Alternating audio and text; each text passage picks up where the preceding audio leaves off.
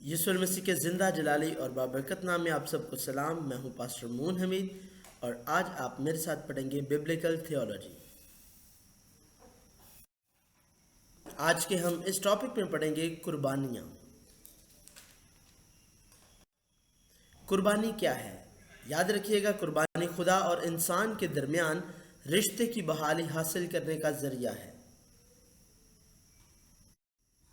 باہمی رفاقت، یعنی قربانی کو جو ہے وہ باہمی رفاقت دونوں کا ملاپ کہا گیا ہے، اور قربانی لفظ قرب سے یعنی قریب، قربت، ملنا، ایک ہونا۔ اور جب ہم اس کو انگلش میں دیکھتے ہیں تو انگلش میں قربانی کو اٹونمنٹ کہتے ہیں، اور جب ہم اٹونمنٹ کو توڑیں تو ایٹ ون یعنی ایک ہونا، اٹونمنٹ۔ تو بھی جب ہم اس کو عبرانی اور عربی لفظ میں دیکھتے ہیں تو قربانی کا مطلب باہمی رفاقت ہونا یا ایک ہونا نہیں، بلکہ عبرانی میں اور عربی میں اس کا مطلب ہے ڈھانپنا، ٹو کور اپ۔ ہمیں پرانے عہد نامے میں 5 قسم کی قربانیاں نظر آتی ہیں۔ سب سے پہلے سوکھنے کی قربانی، نظر کی قربانی، تیسری سلامتی کا ذبیحہ، چوتھی خطا کی قربانی، پانچویں جرم کی قربانی۔ آئیں اب ہم ان قربانیوں کو ایک ڈایاگرام کی صورت میں دیکھتے ہیں۔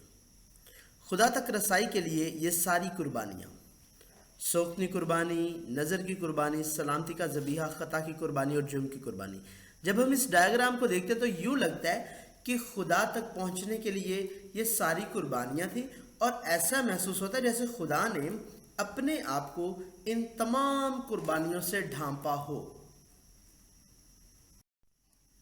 ہم ان قربانیوں سے دیکھیں گے یسوع المسیح کو، کہ ہمیں ان قربانیوں میں یسوع مسیح خدا کا بے عیب برہ کہاں کہاں پر نظر آتا ہے۔ یاد رکھیے گا، پرانے عہد نامے میں تمام قربانیاں دکھانے کا مقصد صرف اور صرف نجات کی راہ اور یسوع مسیح تک پہنچانا تھا، کیونکہ ان تمام قربانیوں کا مرکز صرف اور صرف یسوع مسیح ہے۔ سب سے پہلی قربانی سوختنی قربانی، جس کا ہم ذکر دیکھتے ہیں کہ احبار پہلے باب میں ہے۔ سوختنی قربانی کیسی تھی؟ سوختنی قربانی میں نر بیل، بھیڑ بکری، کمری یا کبوتر کی جو قربانی دی جاتی تھی، اور یاد رکھیے گا شریعت کے مطابق اس قربانی کو مکمل طور پر جلایا جاتا تھا۔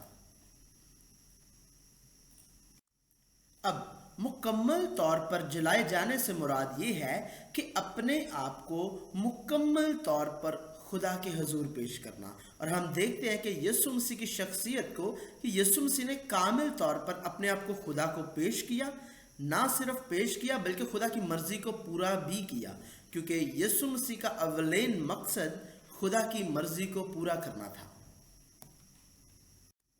ہم بائبل میں سے دیکھتے ہیں زبور 40:6 آیت، کلام فرماتا ہے قربانی اور نظر کو تو پسند نہیں کرتا، تو نے میرے کان کھول دیے ہیں، سوختنی قربانی اور خطا کی قربانی تو نے طلب نہیں کی۔ تب میں نے کہا، دیکھ میں آیا ہوں، کتاب کے طمار میں میری بابت لکھا ہے، اے میرے خدا، میری خوشی تیری مرضی پوری کرنے میں ہے، بلکہ تیری شریعت میرے دل میں ہے۔ تو جس طرح یہاں پر ہم دیکھتے ہیں خدا کے کلام میں کہ کلام فرماتا ہے کہ قربانی سے تجھے خوشی نہیں ہوتی، لیکن خدا کس بات سے خوش ہوتا ہے؟ خدا اس بات سے خوش ہوتا ہے کہ خدا کی مرضی پوری کی جائے۔ لہٰذا یسوع المسیح نے خود اپنی قربانی پیش کی، سوختنی قربانی۔ یسوع المسیح کو جلایا نہیں تھا گیا، لیکن مطلب اس کا یہ کہ جب سوختنی قربانی دی جاتی تو اس کا مطلب یہ کہ مکمل طور پر خدا کے حضور پیش کرنا۔ مسیح نے وہی کام کیا، اپنے آپ کو خدا کے حضور مکمل طور پر پیش کیا اور خدا کی مرضی کو اپنے آگے آگے رکھا۔ فلپیوں 2:6-7 آیت میں لکھا ہے، اس نے اگرچہ خدا کی صورت پر تھا، خدا کے برابر ہونے کو قبضہ میں رکھنے کی چیز نہ سمجھا، بلکہ اپنے آپ کو خالی کر دیا اور خادم کی صورت اختیار کی اور انسانوں کے مشابہ ہو گیا، اور انسانی شکل میں ظاہر ہو کر اپنے آپ کو پست کر دیا، اور یہاں تک فرمانبردار رہا کہ موت، بلکہ صلیبی موت گوارا کی۔ آمین۔ दूसरी कुर्बानी हम देखते हैं नज़र की कुर्बानी। ये हमें अहबार 2 बाब में मिलती है। नज़र की कुर्बानी में हमें याद रखना है, इसमें जो भी चीज़ खुदा की नज़र की जाती थी उसके साथ तेल, लुबान और नमक का इस्तेमाल किया जाता था। तेल जो कि मसा की अलामत और रूहुल कुद्स की अलामत है, लुबान खुदा के फजल की अलामत है, नमक बेअबी, तलख कामी और वफादारी के साथ काम करने की अलामत है। याद रखिएगा, लेकिन ये चीज़ें इस नज़र की कुर्बानी में इस्तेमाल नहीं थी करनी। खमीर और शहद, खमीर यहाँ पर गुनाह की अलामत है और शहद दुनियावी लज्जत की अलामत।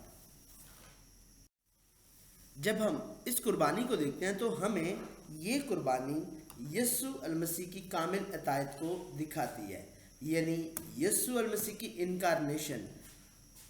इनकारनेशन का मतलब ये कि खुदा जो रूह है उसका मुजस्सम होना, यानी जिस्म में ज़ाहिर होना, और साथ ही साथ जिस्म में ज़ाहिर होकर खिदमत करना। इसको खिदमत की कुर्बानी भी कहा जाता है, या फिर पाक कलाम की मुनादी की कुर्बानी भी। जब हम इसका रूहानी मतलब निकालते हैं तो इसका रूहानी मतलब ये कि ये खिदमत की कुर्बानी है, और इसी के साथ खुदा के कलाम की मुनादी का तसव्वुर इसमें पाया जाता है। और ये कुर्बानी किस तरह की जाती थी कि इसका कुछ हिस्सा मज़बा पर जलाया जाता था और कुछ हिस्सा जो बाकी होता था वो सरदार काहिन और उसके बेटे यानी कि ख़ास लोग खा सकते थे। नज़र की कुर्बानी का हिस्सा ना तो आम आदमी खा सकता था और ना खुद शख्स जिसने गुजरानी हो, और इसलिए जब हम देखते हैं कि ये मज़बा पर जलाई जाती थी, यानी ये खुदा के हुज़ूर खिदमत का काम था और ये शेयरिंग थी और ये खिदमत थी खिदमत गुजार लोगों के लिए। इसके बाद तीसरी कुर्बानी सलामती का ज़बीहा, जिसका जिक्र हमें अहबार 3 बाब में मिलता है। ये सलामती का ज़बीहा यहाँ पर इस कुर्बानी में हम देखते हैं कि इसके 2 हिस्से किए जाते थे। एक हिस्सा मज़बा के ऊपर जलाया जाता था और जो दूसरा हिस्सा होता था उसमें से आधा आधा किया जाता था। आधा हिस्सा काहिन का होता था और आधा हिस्सा गुजराने वाले शख्स का। और जब हम इस कुर्बानी के स्पिरिचुअल मीनिंग को देखते हैं, रूहानी मतलब को देखते हैं, तो यहाँ पर हम देखते हैं कि ये मसीह की इंसान के साथ शराकत और उसकी मुशाबहत इख्तियार करने को जाहिर करती है। यानी यीशु मसीह ने इंसान के साथ आकर शेयरिंग की। जिस तरह हम देखते हैं कि कुर्बानी जो है कुछ हिस्सा खुदा के लिए जलाया तो जा रहा है, लेकिन यहाँ पर जो आधा हिस्सा रह जाता है वो आपस में शेयरिंग होती है काहिन के और गुजराने वाले यानी एक आम आदमी के दरमियान। यहाँ पर यीशु मसीह एक बर्रा होकर ये जाहिर करवा रहा है कि मैं खुदा के लिए भी हूँ, खुदा की मर्जी पूरी कर रहा हूँ, खुदा के लिए जलाया जा रहा हूँ, उसके लिए जान दे रहा हूँ। ठीक है, और यहाँ तक कि ये भी जाहिर किया जा रहा है कि वो इंसान के लिए आया, इंसान बन के आया और इंसान के लिए नजात की राह को तैयार करना है। और इब्रानियों का मुसन्निफ यूँ फरमाता है, इब्रानियों 4 बाब उसकी 15 आयत में, क्योंकि हमारा ऐसा सरदार काहिन नहीं जो हमारी कमज़ोरियों में हमारा मददगार ना हो सके, बल्कि वो सब बातों में हमारी तरह आजमाया गया तो भी बेगुनाह रहा। यानी ये बात इस चीज़ को जाहिर कर रही है कि हमारा ऐसा सरदार काहिन नहीं, यानी कि यीशु मसीह बतौर इंसान और बतौर खुदा।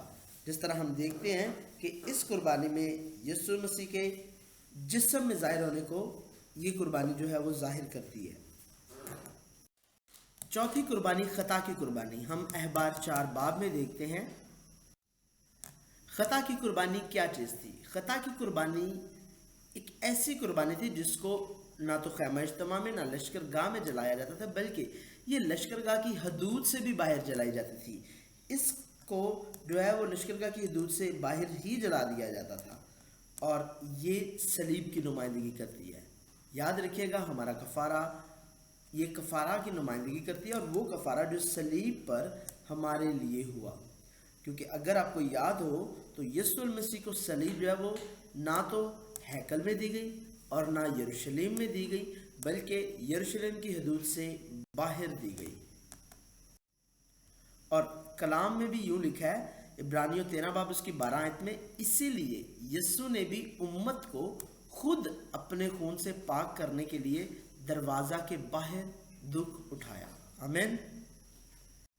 اور پھر ہم دوسرا کرنتھیوں 5 باب اس کی 21 آیت میں دیکھتے ہیں، جو گناہ سے واقف نہ تھا اسی کو اس نے ہمارے واسطے گناہ ٹھہرایا تاکہ ہم اس میں ہو کر خدا کی راست بازی ہو جائیں۔ یہاں پر یہ کفارہ کی قربانی کو ظاہر کرتی ہے کہ وہ بے عیب برہ جو گناہ نہ تھا، یا اس نے کوئی گناہ نہیں تھا کیا، لیکن اس نے ہماری خاطر، جس طرح کفارہ کی قربانی جب دی جاتی تھی تو کفارہ کے برہ کے اوپر یا اس بکرے کے اوپر جو گناہ کرنے والا شخص تھا وہ اپنے ہاتھ رکھتا تھا، اور وہ گناہ یہ امیجن کیا جاتا تھا کہ میرے گناہ اس برے میں ٹرانسفر ہو گئے ہیں۔ تو اسی طرح گنہگار اب کون ہو گیا؟ وہ برہ۔ اسی طرح مسیح ہمارے لیے گناہ ٹھہرا، اسی طرح مسیح جو بے عیب برہ تھا اس نے ہمارا گناہ اٹھایا اور شہر سے باہر گیا اور وہاں پر اس نے کفارہ دیا۔ اور یاد رکھیے گا، خطا کی قربانی گناہوں کے لیے خاص قربانی تھی، اسی وجہ سے ہم خطا کی قربانی میں یسوع مسیح کو اور یسوع مسیح کے عکس کو بخوبی دیکھتے ہیں۔ اور آخری قربانی جرم کی قربانی تھی، احبار 5 سے 6 باب میں ہم اس کو پڑھتے ہیں۔ جرم کی قربانی کس طرح کی تھی؟ یاد رکھیے گا کہ اس قربانی کو ضرورت پڑنے کے وقت پر گزرانا جاتا تھا۔ اگر کسی شخص نے گناہ کیا ہے، اگر کسی شخص نے کوئی خطا کی ہے، تو اس وقت وہ شخص اس قربانی کو گزرانتا تھا۔ یہ قربانی اس بات کی ضمانت ہے اور اس بات کو ظاہر کرتی ہے کہ یسوع ہمارا مستقل وکیل ہے، یعنی یسوع ہماری شفاعت کرتا ہے۔ جب کبھی ہم گناہ میں گرتے ہیں، یسوع مسیح ہماری شفاعت کرتا ہے اور ہمارے گناہ کا خلاصہ کرواتا ہے۔ پہلا یوحنا 2 باب اس کی پہلی آیت میں لکھا ہے، اے میرے بچوں، یہ باتیں میں تمہیں اس لیے لکھتا ہوں کہ تم گناہ نہ کرو، اور اگر کوئی گناہ کرے تو باپ کے پاس ہمارا ایک مددگار موجود ہے، یعنی یسوع مسیح راست باز۔ یاد رکھیے گا، یسوع مسیح باپ کے پاس ہمارا ایک اچھا مددگار ہے، اور وہ راست باز ہے، اور وہ ہماری شفاعت کرتا ہے۔ رومیو 8:34 کے مطابق پولس رسول یہاں پر فرماتا ہے، اور یہاں پر پولس رسول کلیئرلی بتا بھی رہا ہے کہ وہ ہماری شفاعت کرتا ہے۔ کلام میں لکھا، کون ہے جو مجرم ٹھہرائے گا؟ مسیح یسوع وہ ہے جو مر گیا بلکہ مردوں میں سے جی اٹھا اور خدا کی داہنی طرف ہے اور ہماری شفاعت بھی کرتا ہے۔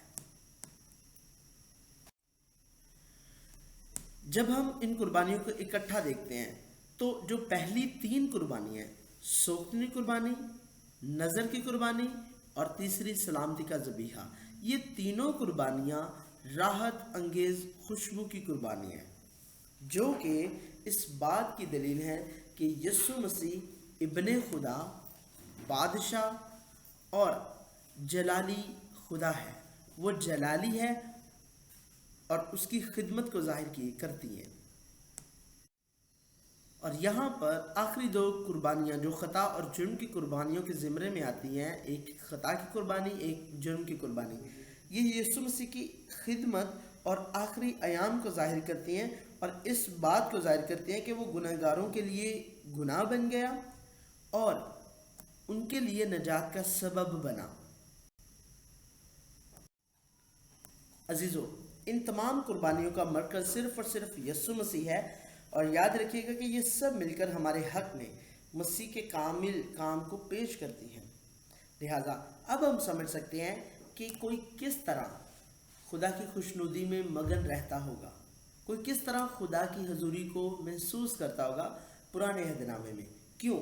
کیونکہ وہ ساری چیزیں یسوع مسیح کا عکس ہیں۔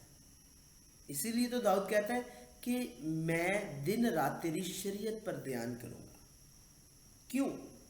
کیونکہ اس شریعت میں اسے مسیح موت یعنی آنے والے مسیحا کی روح نظر آتی ہے، آنے والے مسیحا کی جھلک نظر آتی ہے، اور اس مسیحا کا عکس نظر آتا ہے۔ اور جب ہم اس کے اطلاق کو دیکھتے ہیں، جب ہم دیکھتے ہیں کہ ہم اس کو اپنی زندگی میں کس طرح گیٹ کر سکتے ہیں، تو ہمیں نیچے سے اوپر کی طرف جانا ہوگا۔ اور سب سے پہلے ہم ان 5 نکات کو دیکھیں گے: قائلیت کی روح، گناہوں کی معافی کے طلبگار، مسیح کے وسیلے سے صلح، مسیح کی خدمت کرنا، اور مکمل طور پر خدا کی خدمت کرنا۔ تو جس طرح ہم یہاں پر میں نے آپ کو پہلے بتایا کہ جب ہم اپنی زندگی میں اس کے اطلاق کو دیکھیں گے کہ ہم اپنی زندگی میں اس کو کس طرح دیکھتے ہیں، تو ہم سب سے پہلے دیکھتے ہیں کہ جرم کی قربانی، اس کے بعد خطا کی قربانی، پھر سلامتی کا ذبیحہ، اس کے بعد نظر کی قربانی، اور پھر سوکھنے قربانی۔ یہ سارے سٹیپ بائی سٹیپ وہ رستے ہیں جہاں سے ہم جرم کی قربانی سے لے کر سوکھنے قربانی تک خدا تک پہنچتے ہیں۔ تو سب سے پہلے جرم کی قربانی، یعنی جب کبھی ہم جرم کرتے ہیں تو اس کا اطلاق یہ ہوتا ہے کہ ہم جب یہ قربانی گزرانتے ہیں تو ہمارے اندر قائلیت کی روح پیدا ہوتی ہے، یعنی اس بات کی یہ علامت ہے کہ ہم نے گناہ کیا ہے، اور جب ہم اس بات کے لیے قائل ہو جاتے ہیں کہ ہم نے مسیح کو اپنانا ہے، ہم نے مسیح کو اپنا نجات دہندہ ماننا ہے اور اپنے گناہ کا اقرار کرتے ہیں، تو یاد رکھیے گا کہ آپ جرم کی قربانی گزران رہے ہیں۔ اس کے بعد ہے خطا کی قربانی، جب ہم ان گناہوں کی معافی مانگ لیتے ہیں۔ تو یاد رکھیے گا جب ہم ان گناہوں کی معافی مانگتے ہیں تو ہم خطا کی قربانی کو گزران رہے ہوتے ہیں۔ اور پھر سلامتی کا ذبیحہ، تیسری قربانی، یہ مسیح کے وسیلے سے صلح ہے۔ جس طرح ہم دیکھتے ہیں کہ خدا کی انسان کے ساتھ شراکت، شیئرنگ مسیح کی، تو یہ مسیح کے وسیلے سے صلح ہے۔ جب ہماری مسیح کے ساتھ صلح ہو جاتی ہے اور ہم مسیح میں داخل ہو جاتے ہیں تو اس وقت ہم خدا کے حضور سلامتی کا ذبیحہ گزران رہے ہوتے ہیں۔ اور پھر ہے نظر کی قربانی، خدا کی نظر کرنا، خدا کے حضور نظر کی قربانی کو لے کر آنا، تو یہ مسیح کی خدمت کرنا ہے۔ اور جب ہم مسیح میں رہ کر مسیح کی خدمت کرتے ہیں تو یہ نظر کی قربانی ہم گزران رہے ہوتے ہیں۔ آخری قربانی، سوکھتی قربانی، یہ ہے مکمل طور پر خدا کی نظر کرنا۔ اس میں جب آپ اپنے آپ کو مکمل طور پر خدا کے حضور نظر کر دیتے ہیں، اپنی جان، اپنے بدن اور اپنے روح کو، جس میں آپ یہ کہتے ہیں کہ خداوند جو آپ کی مرضی ہے اب سے وہی میری مرضی ہے، تو یاد رکھیے گا کہ آپ اس وقت سوکھتی قربانی گزران رہے ہوتے ہیں۔ کبھی کبھار ہماری زندگیوں میں اور کبھی کبھار ایک ایماندار کی زندگی میں وہ جرم کی قربانی گزرانتا ہے، یعنی وہ قائلیت کی روح میں آتا ہے، پھر خطا کی قربانی گزرانتا ہے یعنی معافی مانگتا ہے، اور پھر جب سلامتی کا ذبیحہ گزرانتا ہے یعنی مسیح کے ساتھ ایک ہو جاتا ہے، تو وہ اس کے بعد نظر کی قربانی اور سوکھتی قربانی کو ایک ہی وقت میں گزران رہا ہوتا ہے۔ کبھی کبھار کچھ لوگ اس رتبے کو فوراً حاصل کر لیتے ہیں اور اپنے آپ کو خدا کی مکمل طور پر نظر کر دیتے ہیں، اور وہ نظر کی قربانی اور سوکھتی قربانی اکٹھی گزرانتے ہیں، یعنی وہ مسیح کی خدمت کرتے ہیں اور اپنے آپ کو مکمل طور پر خدا کی نظر کر دیتے ہیں اور اپنے آپ کو خدا کے حضور میں اس کے تابع کر دیتے ہیں۔ اور اس طرح ہم دیکھتے ہیں کہ ہماری زندگی میں اس کا اطلاق کیسے ہے۔ اس طرح ہم دیکھتے ہیں کہ کس طرح ہم جرم کی قربانی سے لے کر سوکھتی قربانی تک اس پروسیس سے گزرتے ہیں، اور پھر ہم خدا کی قربت کو، خدا کے عرفان کو اور اس کی محبت کو حاصل کرتے ہیں۔ اور لفظ قربانی یعنی قریب آنا، باہمی رفاقت میں آنا، اور اس طرح ہم خدا تک باہمی رفاقت میں پہنچتے ہیں۔ اب ہم آئیں گے سوالات کی طرف۔ پہلا سوال ہے قربانی کیا ہے؟ دوسرا سوال، پرانے عہد نامے کی 5 خاص قربانیوں کے نام لکھیں۔ تیسرا سوال، راحت انگیز خوشبو کی قربانیوں کے نام لکھیں۔ چوتھا، خطا اور جرم کی قربانیوں کے نام لکھیں۔ پانچواں، سوکھتی قربانی کے ساتھ کیا کیا جاتا تھا؟ چھٹا، نظر کی قربانی میں خمیر اور شہد کس بات کی علامت ہے؟ ساتواں، سلامتی کے ذبیحہ کا روحانی مطلب بیان کریں۔ آٹھواں، खता की कुर्बानी कहाँ जलाई जाती थी? 9वां, जुर्म की कुर्बानी कब होती थी? 10वां, हमारी ज़िंदगी में कुर्बानियों के इत्तलाह के 5 नकात लिखें। उम्मीद है आपको इस टॉपिक कुर्बानियों से आपने बहुत कुछ सीखा होगा और खुदा के इल्हाम को और खुदा के कलाम को अपने अंदर हासिल किया होगा। शुक्रिया।